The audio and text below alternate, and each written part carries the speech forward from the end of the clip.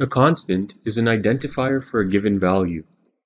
A constant cannot be changed during the script as a variable can.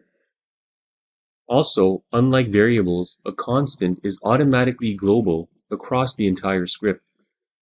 When creating a constant, the name must start with a letter or underscore. A constant does not require a $sign before the name. As shown in this example, a constant can be created using the define function.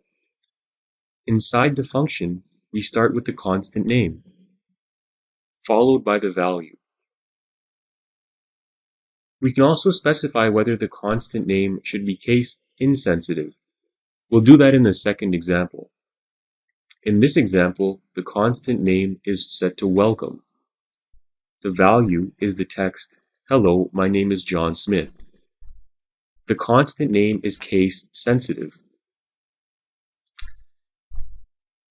We can output the constant by creating an echo statement followed by the constant name, welcome. If we were to set the echo statement to lowercase welcome, the output wouldn't work. First, on the right-hand side, we can see here that the output is correct. It's outputted the value, "Hello, my name is John Smith." But what if we were to change from uppercase to lowercase?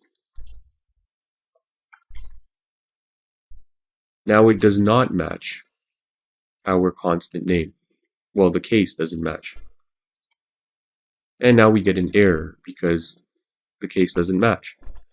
So we'll change it back.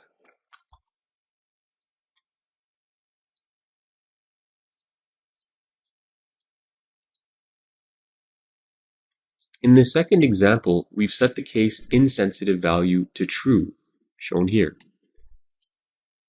This means when we output our constant, in this case, welcome to, it doesn't matter if we use uppercase or lowercase for the constant name. So you can see that the case here doesn't match in the echo statement. And when we refresh, this time it still works.